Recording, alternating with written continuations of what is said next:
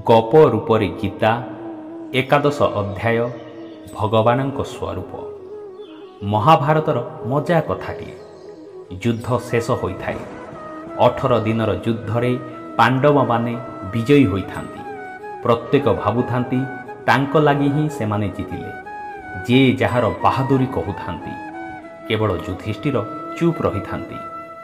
भीम कहिले, मो गदा माड़े सबु वीर टळी पड़िले। मो गदा घूरिले जाण 49 रूपरे आकाशरे पवन घूरिब। सेठु अर्जुन कहिले, युद्धरे विजय मो गांडीमर करामती। मो धनु पृथ्वी रे प्रलय सृष्टि करिब। यापरे नकुल और सहदेव भी निज निजर वीरत्व कथा कहिले। एतिकी बेले श्रीकृष्ण सेठारे आसी पहुँचिले। पचारिले, एठी एमिति हो हल्ला काहींकि लगाइछ? जितिल बोली अहंकार रे फाटी पड़िबा ठीक नुहे। काहा लगी जितिल जानिबाकु चाहुच? ताहा हेले चाल बेलाल सेनर मुंडकु पचारिबा। श्रीकृष्ण पचारिबारु बेलाल सेन कहिला, प्रभु युद्ध आरंभरु शेष जाए मु केवल गोटिए जिनिस देखिछि और गोटिए कथा शुणिछि। देखुथाए सुदर्शन चक्र घूरी घूरी आसुछि। केतेबेले काहार मुंड काटी चली जाउछि। सेही समय शुभुछि शंखध्वनि। बास एतिकी, आहु केही किछि करि नाहांती। एबे पांडव माने बुझीगले युद्धरे से माने किछि करि नाहांती। युद्ध कराइछंती भगवान श्रीकृष्ण। युद्धर फल मध्य देइछंती से। युद्धरे समस्ते जहा देखुथिले ताहा एक भेलिकी। युद्ध हेबा पूर्वर कथा।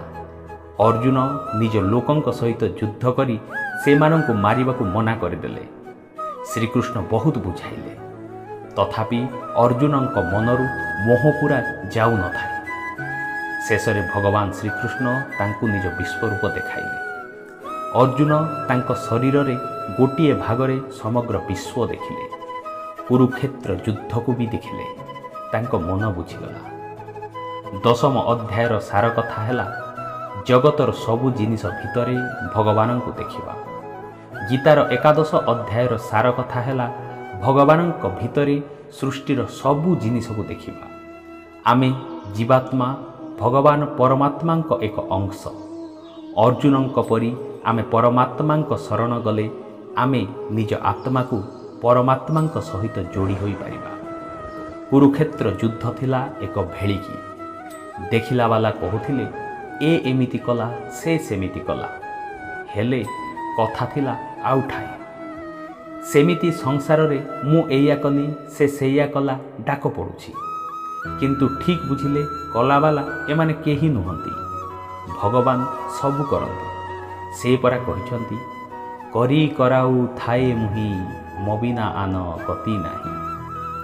बंधुगण, आशा करी भिडियोटी आपण मानकु भल लागिथिबो। भल लागिथिले भिडियोटी को लाइक और शेयर करंतु एवं एमिति नुआ नुआ भिडियो देखिबा पई चैनल टी को सब्सक्राइब करि नियंतु।